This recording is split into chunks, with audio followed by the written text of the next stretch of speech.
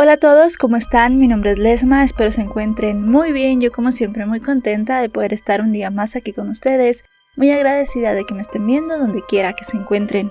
El día de hoy tenemos el caso de una joven colombiana, pero todo sucedió en los Estados Unidos. Es el caso de Ana María Ángel. Acompáñenme a ver todos los detalles.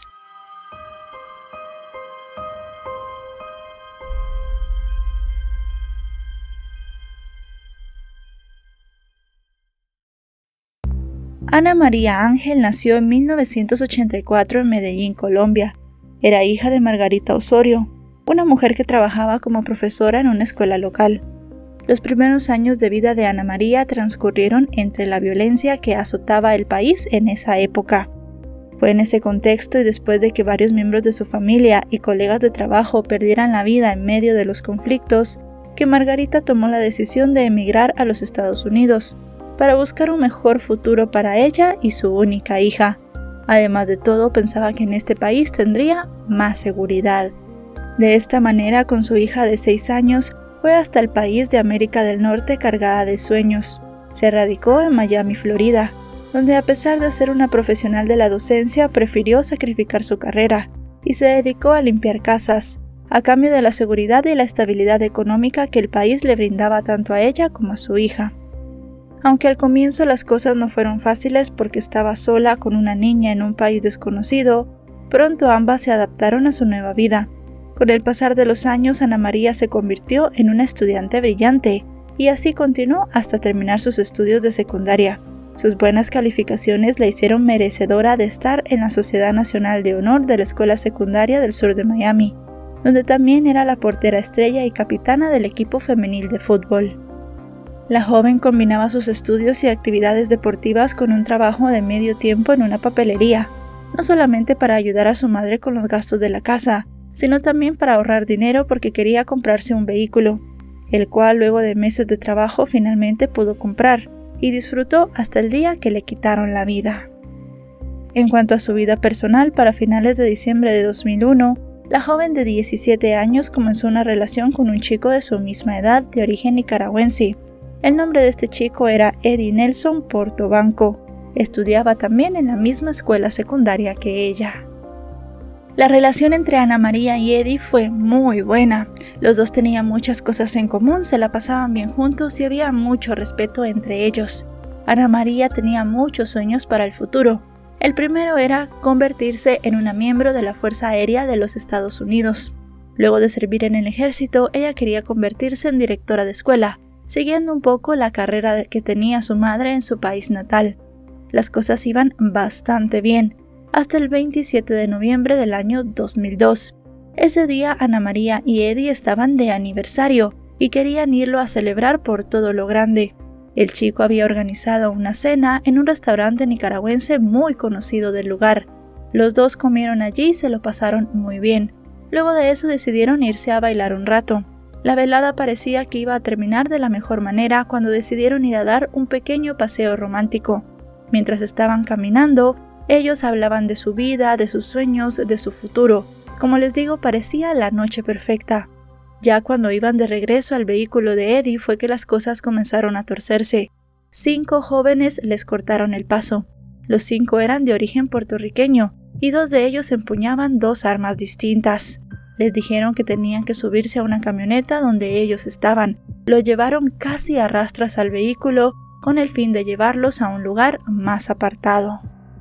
Como la zona solía ser patrullada por guardias de seguridad, los delincuentes obligaron a las víctimas a tirarse al piso de la camioneta alquilada para que no los vieran. Los obligaron a entregar sus pertenencias, incluidas billeteras, números PIN de tarjetas, celulares y joyas. Los delincuentes utilizaron la tarjeta de Ana María para retirar dinero de un cajero automático cercano. Luego usaron el teléfono celular de Eddie para llamar a una persona que estaba en el área de Orlando.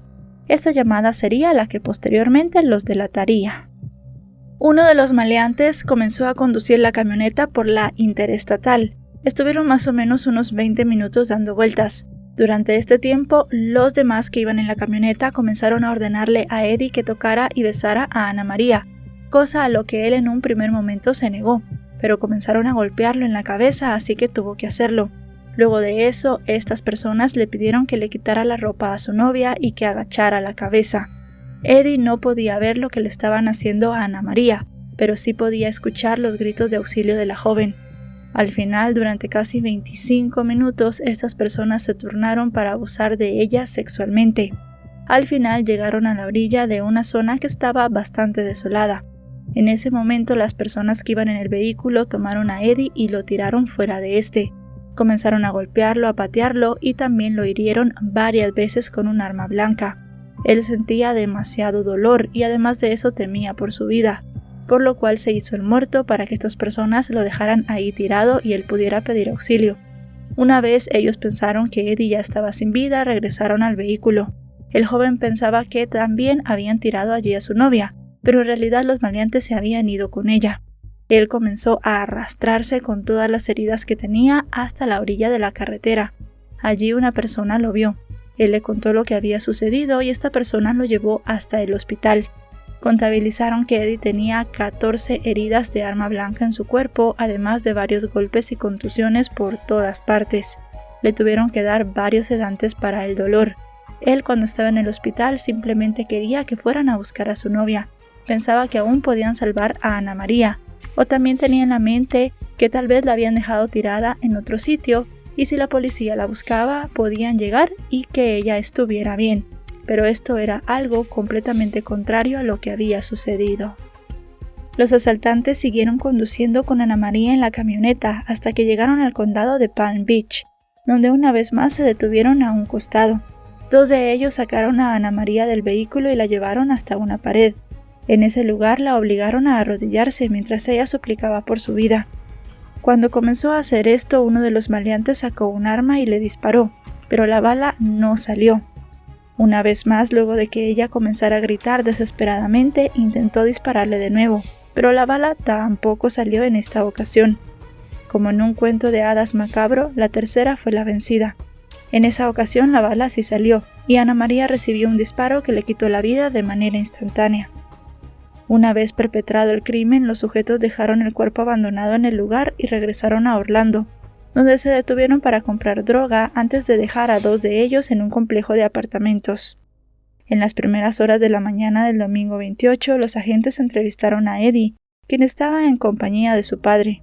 El chico le contó a la policía todo lo sucedido, describió muy bien a los asaltantes y el vehículo en el cual se movilizaban. Con los datos, los agentes de la ley llevaron a cabo una búsqueda masiva, tanto de los asaltantes como de la joven. Tanto su novio como su familia esperaban que la encontraran con vida, e incluso dejaron varios mensajes de voz en su celular rogando a las personas que se la habían llevado que la liberaran, pero días después todas sus esperanzas desaparecieron. La policía no tardó mucho en localizar a los criminales.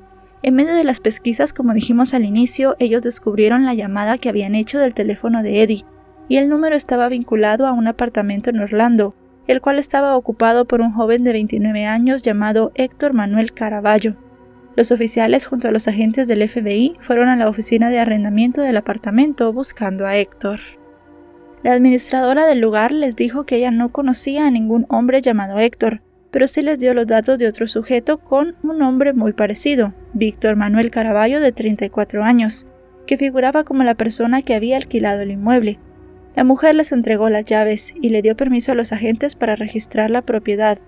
Dentro del apartamento encontraron a Víctor, así como la tarjeta de cajero automático, la licencia de conducir, el bolso, el celular y el monedero de Ana María. También estaba la billetera de Eddie. Al registrar el contenedor de basura cercano a la vivienda, la policía localizó los zapatos de Ana María, que para ese momento todavía figuraba como desaparecida. Tanto Víctor como su hermano Héctor fueron detenidos. Siguiendo las investigaciones, 2 agentes del orden se dirigieron a otro complejo residencial a buscar la camioneta donde se habían llevado a los chicos, y también un vehículo Honda rojo asociado con los hechos. Allí los detectives hallaron a César Antonio Mena, de 22 años, quien también fue detenido y llevado a la sede policial. Durante ese tiempo, los oficiales identificaron a otros sospechosos. Se trataba de un adolescente de 16 años llamado Jesús Torres Román y de su tío Joel Lebrón, de 23 años. Ellos fueron arrestados el 29 de abril cerca de la 1 de la mañana en otro complejo de apartamentos. Joel tenía en su poder una bolsa de lona y una bolsa de compras que fueron confiscadas. Dentro de ellas hallaron un par de botas color canela que parecían tener manchas de sangre. Los oficiales recogieron su ropa y sus gafas para preservar restos de evidencia. Luego vistieron al sospechoso con una bata, lo esposaron y lo colocaron en un vehículo oficial para también ser llevado a una sede policial. La policía creía que tenía una jornada muy extensa de interrogatorios de por medio, pero esto no fue así. El primero en caer fue Joel. Él realmente ni siquiera esperó a que le leyeran sus derechos para confesar el crimen. Él dijo que en efecto le habían disparado a Ana María y que también él creía en ese momento que le habían quitado la vida a Eddie. Él todavía no sabía que el joven había sobrevivido. Confesó todo lo que él y sus compañeros hicieron esa terrible noche. Dijo que en efecto habían abusado de Ana María, habían golpeado a los dos jóvenes, les habían robado y les habían hecho muchas cosas horribles. El chico comentó que él y sus compañeros habían hecho un pacto para no hablar del asunto y no decir nada, pero al final él no había podido con la presión. Recordemos que a pesar de tener 16 años, esta persona ya era un asesino y también un abusador. Aunque era esto, la policía creía que por su edad él se había quebrado y había hablado. Estaba llorando, muy nervioso, temblaba y se le veía bastante triste. También le dio a las autoridades la locación exacta de donde estaba el cuerpo de Ana María. Las autoridades rápidamente fueron a este sitio y en efecto encontraron el cuerpo de la joven. Según dijeron las personas que llegaron a la escena del crimen, tenía las manos juntas en posición de oración. Parecía que antes de que sus captores le quitaran la vida, había estado rogándoles. Se encontraron también varias heridas superficiales que, según dijo el forense, se habían hecho en el momento de su muerte. Para tener un análisis más exhaustivo, llevaron el cuerpo hasta la oficina del forense para realizarle todos los exámenes de ley. Una vez en la oficina del forense el cuerpo, la madre de Ana María la identificó. La mujer estaba devastada. No podía creer que había huido de su Colombia natal huyendo de la violencia y que en los Estados Unidos, el lugar donde ella pensaba que su hija y ella iban a estar seguras, habían encontrado una violencia también muy fuerte y que esta violencia le había quitado la vida a su pequeña. El estudio practicado en efecto demostró que la joven había sido abusada por varios hombres. Los peritos hallaron restos de ADN en el cuerpo, los cuales le proporcionaron a los investigadores pruebas suficientes para seguir adelante con el caso, que se convirtió en otro golpe a la imagen del principal centro turístico del sur de Florida, que ya tenía una mala publicidad por una reciente racha de asaltos a turistas extranjeros. El alcalde de Miami Beach en ese momento, David Dermer, se pronunció al respecto insistiendo en que lo sucedido con la joven no era un reflejo de la situación del lugar. La madre de Ana María demandó a la empresa Penrose, propietaria de gran parte del lugar y los alrededores de donde comenzó el asalto, por falta de seguridad. Tanto ella como el novio de la joven exigían una indemnización económica por el dolor y el sufrimiento causados. La noche siguiente al hallazgo del cuerpo, la casa donde vivía Ana María con su madre se llenó de jóvenes que llevaron velas, tarjetas y cintas amarillas. Durante el funeral, la mujer agradeció todas las muestras de solidaridad de los compañeros de Ana María y de toda la comunidad. Con un cuadro de la joven peinada y vestida de quinceañera, sus abuelos decoraron la sala de la casa en Medellín y se preguntaban por qué la violencia se había llevado a una joven en la flor de su vida. Ellos no eran sus abuelos de sangre, sino de crianza, porque habían considerado a la madre de Ana María Margarita como una hija, y pese a que tenían 12 años de haberse marchado a Estados Unidos, todavía les tenían mucho cariño. La única vez que habían visto a la joven luego de esto fue cuando celebró anticipadamente sus 15 años. Como parte de las actividades para honrar la memoria de Ana María, los administradores de la escuela secundaria donde estudiaban entregaron a su madre el diploma de graduación y tocaron la canción de Andrea Bocelli titulada Por ti volaré en homenaje a la joven. Mientras los familiares llevaban su duelo y le daban el último adiós a Ana María, en medio de las pesquisas los agentes regresaron al apartamento de uno de los implicados, César, donde localizaron 2 armas blancas en un armario, además de un arma de fuego, que según confirmó más adelante un experto en balística, había sido el arma que le había quitado la vida a la chica. Ese mismo día, Bobby Hernández, portavoz de la policía de Miami Beach, confirmó ante los medios que se habían detenido a 5 individuos. El oficial dijo que la pareja no conocía a los atacantes y que estaban en el momento y lugar equivocados. Agregó que, como ya sabemos, entre los detenidos había 2 hermanos, los Caraballo, quienes habían estado arrestados previamente por robo y posesión de drogas, y comentó que se enfrentarían a acusaciones de plagio y asesinato en primer grado. Por su parte, la fiscal estatal del condado Miami-Dade, Catherine Fernández Rundle, dijo que tenía asignados a los mejores oficiales para el caso y que harían todo lo que fuera necesario para asegurar que las 2 familias afectadas obtuvieran justicia. Los sospechosos fueron llevados al condado de Miami-Dade y puestos bajo vigilancia, ya que todos habían amenazado con quitarse la vida. En el caso de Joel, después de ser transportado al centro de detención Metro West del condado Dade, quiso aprovechar lo que percibía como su condición de celebridad criminal. Y es que Joel, recordemos que fue la persona que habló primero con las autoridades. Estaba supuestamente muy afectado por lo que él y sus amigos habían hecho. También recordemos que estaba temblando y llorando cuando lo detuvieron. Pero parecía que esta actitud ya había cambiado y él había tomado por completo otra. Eso sí, le encantaba hablar de su crimen. En los pasillos del centro penitenciario, en el gimnasio, en el baño, en el comedor, en su celda, en cualquier oportunidad que se le diera, él le daba a los otros reclusos detalles escabrosos de lo que le habían hecho tanto a Ana María como a Eddie. Parecía que se sentía orgulloso y estaba tratando de cierta manera de ganarse el respeto de los otros reclusos, pero logró el efecto contrario. Ni siquiera el más terrible de los criminales que estaban en ese centro penitenciario pensaban que lo que había hecho Joel y su grupo era algo para jactarse, era algo de lo que sentirse orgulloso. Es más, les parecía horrible que atacaran de esa manera a una mujer indefensa e inocente, por lo cual comenzó a ganarse varios enemigos en el reclusorio. Con el paso de los meses, las autoridades decidieron cambiarlo de centro, porque les llegó a sus oídos el hecho de que los presos estaban haciendo una especie de complot para quitarle la vida porque ya no lo soportaban. Una vez en el otro centro penitenciario, él comenzó a hacer su propio plan para quitarle la vida a alguien, a ni más ni menos que a Eddie. Sabía que era el único testigo presencial de los hechos. Él sabía que Eddie iba a subir al estrado e iba a reconocer a los 5.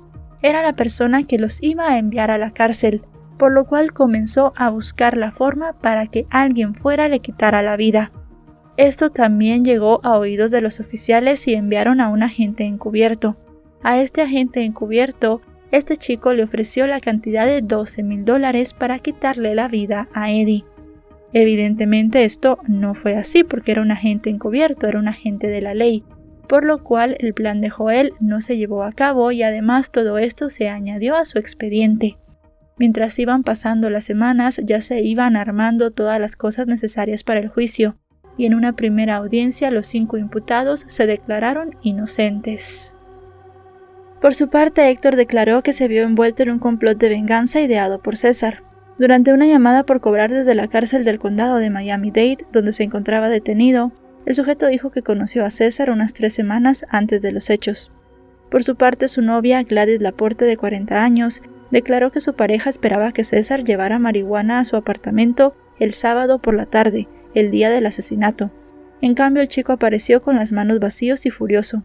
La mujer testificó que César les dijo a ella y a Héctor que había ido a Miami el día viernes 26 de abril, un día antes de los hechos, para poder comprar estupefacientes, y que le había pagado más de $4,000 al comerciante. Este le dijo que esperara 5 minutos, y se dirigió con otro sujeto a un apartamento. Sin embargo, el tiempo pasó y este no regresaba. César llamó a la puerta del inmueble donde había entrado este supuesto traficante, pero se dio cuenta que estaba vacío. Enfurecido, regresó a Florida Central, donde se reunió con los otros 4 implicados para golpear al supuesto traficante. En su relato, la novia de Héctor le contó a la policía que mientras él estaba en Miami, ella lo llamó varias veces al celular de César. Pero cuando llamó al celular alrededor de la medianoche, el sujeto le dijo que estaba llamando en el momento equivocado. Fuentes policiales confirmaron que en sus declaraciones todos los implicados acusaron a César de ser el cerebro detrás del horrible crimen. Todo el mundo estaba esperando que estos 5 sujetos pagaran con la mayor de las penas lo que le habían hecho a Ana María, pero 3 meses después un imperdonable descuido de la fiscalía puso en riesgo la investigación. Este revés y descuido de la acusación vino cuando se dieron cuenta que no tenían la grabación donde uno de los sospechosos, el único que habló, como ya sabemos, había dado todos los detalles del crimen, y que no solo se implicaba a él, sino a todas las demás personas. Ellos habían enviado la cinta sin revisar al juzgado para que estuviera en el paquete de pruebas. El juzgado regresó la cinta diciendo que estaba en blanco. Ellos no lo podían creer y pensaban que era un error. Cuando pusieron la cinta se dieron cuenta que en efecto no había nada grabado en ella. Primero pensaron que habían enviado la cinta errónea y se pusieron a buscar entre todas las cintas que tenían cuál era la de la confesión de este hombre, pero no la tenían y allí se dieron cuenta que habían cometido un grave error. En esa comisaría solo tenían una máquina de grabación por cada lugar donde interrogaban a las personas. Esta máquina tenía dos configuraciones, una que grababa escuchas telefónicas y otra que grababa conversaciones en vivo. Habían estado utilizando la máquina para grabar unas conversaciones telefónicas importantes de otro caso y se les había olvidado cambiar la configuración. Así que cuando le dieron al grabar, cuando este hombre comenzó a confesar, evidentemente no habían guardado nada. Ante esto el juez dijo que de igual manera él no iba a aceptar esa confesión como una prueba, porque este hombre la había hecho antes de que le leyeran sus derechos, por lo cual al final si hubiese estado o no hubiese cambiado nada en el juicio. Otro revés para ellos vino cuando el único testigo presencial, Eddie, aceptó que no podía identificar a más de uno de los malhechores. Comentó que ese día estaba oscuro, no había visto bien, le habían dado demasiados golpes en la cabeza, estaba en estado de shock, estaba pasando por un momento evidentemente horrible y que no recordaba bien las caras de estas personas. Fue algo que todo el mundo comprendió, ya que evidentemente él también estaba pasando por un estrés postraumático y su mente le estaba jugando malas pasadas, por lo cual ya se pensaba que tal vez la fiscalía iba a perder el caso. La madre de Ana María se sentía muy mal. Ella pensaba que tal vez estas personas estaban pagando para que se borraran las pruebas. Dijo que si habían planeado pagar para matar a Eddie, también tenían el dinero suficiente como para comprar a alguien de dentro y que las pruebas no estuvieran correctas. Aunque todo parecían ser señales negativas para quienes buscaban justicia, y pese a que muchos pensaban que los investigadores se darían por vencidos, las pruebas de ADN y el testimonio de los otros acusados demostraron ser suficientes para procesarlos y posteriormente condenarlos. Los fiscales aplicaron el estatuto de delito grave al caso, responsabilizando a cualquier persona asociada a la comisión del crimen, tanto como quien supuestamente lo cometió. El juicio contra los 5 hombres estaba previsto de empezar el 23 de septiembre de 2002. Estaban acusados de asesinato en primer grado, intento de asesinato, agresión sexual con un arma, secuestro armado y robo. Pero no se empezó cuando se tenía, ya que fue postergado por un juez de Miami a petición de los abogados defensores. Se aceptó la solicitud del letrado Robert Goodwin, quien introdujo una moción para que los acusados fueran juzgados en procesos separados. Las diligencias legales retrasaron el proceso, hasta que finalmente, 5 años después del crimen, el primero en ser juzgado fue Víctor Caraballo, que tenía 39 años. Él afirmó que no solo no había golpeado a la chica ni le había quitado la vida, sino que aseguró que tampoco abusó de ella. Afirmó que la muestra de ADN de él encontrada en el cuerpo de la víctima había sido producto de una autocomplacencia que se había hecho, y por lo tanto no era culpable de abuso. En su defensa, el abogado a cargo, Gary Rosenberg, argumentó que el hombre no había apretado el gatillo y que por consiguiente debía recibir como máximo una cadena perpetua. Sin embargo, el jurado lo vio de otra manera y en abril de 2007 lo declaró culpable y recomendó la pena de muerte. El juez estuvo de acuerdo y 2 meses después, en junio del mismo año, fue sentenciado a muerte por el crimen de Ana María. Además recibió 4 cadenas perpetuas y 2 condenas de 30 años por los otros delitos. Tras emitir el fallo, el juez dijo que el prontuario criminal del acusado, la naturaleza del atroz crimen y el intento de evitar la captura tuvieron más peso que un diagnóstico médico que presentaron sus abogados, donde se decía que era un psicópata activo con severas perturbaciones afectivas. El hombre no habló en su audiencia. Previamente había dicho al juez y a sus abogados que prefería la pena de muerte a pasar el resto de su vida en la cárcel. Mientras tanto, los otros 4 acusados, entre ellos Héctor, el hermano del condenado, aguardaban su turno para ser juzgados. No se sabía con certeza si les esperaba un destino similar. Se sabía que casi todos, menos el menor de edad, podían correr con la misma suerte. El menor tenía 16 años en el momento del asesinato, y según la ley de Florida no podía ser condenado a muerte.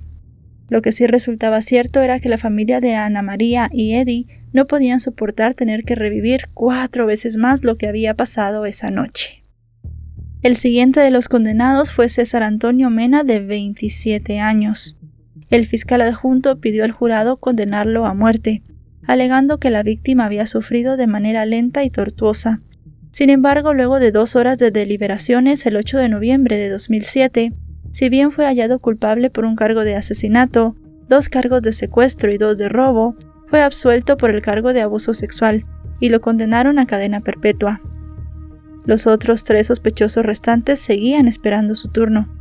Meses después, en 2008, le tocó el turno a Jesús, de 22 años. Él admitió haber distraído a un guardia de seguridad mientras los otros 4 dominaban a la pareja y la metían en la camioneta. Relató que observó cómo se turnaban para humillar y atacar brutalmente a Ana María, y admitió que él solamente se rió. Contó que luego de quitarle la vida a Ana María tomaron su bolso, recordaron su número de PIN del cajero y sacaron dinero.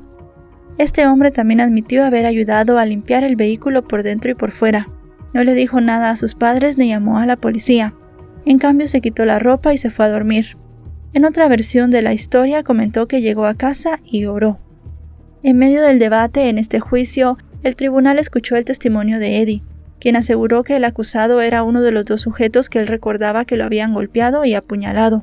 Tras escuchar los testimonios, el juez lo condenó a cadena perpetua sin derecho a libertad condicional. Para que llegara el turno de los otros 2 debieron pasar 4 años más. Sin embargo, antes de que Joel y Héctor fueran llevados a juicio, un giro inesperado se dio. El 24 de junio de 2010, la Corte Suprema de Florida revocó la sentencia a muerte de Víctor por un tecnicismo y devolvió el caso para una nueva sentencia. Aunque después del juicio no hubo dudas sobre su culpabilidad y pese a que un jurado votara 9-3, advirtiendo que el hombre no merecía vivir, la Corte dictaminó que el testimonio prestado por el médico Lázaro García durante la fase de pena de juicio era inadmisible. El médico testificó que Víctor era mentalmente competente y por tanto distinguía el bien y el mal, pero las conversaciones fueron consideradas inadmisibles porque se consideraban confidenciales. El juicio de Joel comenzó el 10 de septiembre de 2012, pero un juez lo declaró nulo, ya que el detective Larry Marrero dejó escapar por error a los miembros del jurado que ya un coacusado había sido condenado. Durante su testimonio, el detective hizo referencia a Víctor, quien ya había sido procesado y si bien su sentencia estaba en fase de apelación, también ya había recibido una sentencia. La mención a Víctor provocó la objeción por parte de la defensa y un acalorado sermón a los fiscales por parte del juez, que no tuvo otra opción que despachar al jurado y declarar el juicio nulo. 2 días después se inició nuevamente el debate. Durante la nueva instancia, el mismo detective que había cometido el error volvió a subir al estrado, pero esta vez cuidó muy bien sus palabras. También declararon un biólogo forense y un analista de ADN, quienes habían visto todas las muestras no solamente en el cuerpo de Ana María, sino también en el asiento trasero de la camioneta. Dijeron que también encontraron sangre en las botas del acusado y que había ADN de él en el cuerpo de la joven. La fiscalía acusó a Joel de disparar a la cabeza de Ana María y dijeron que tenían pruebas que lo vinculaban directamente a los hechos. Los abogados defensores atribuyeron la responsabilidad del caso a los otros acusados.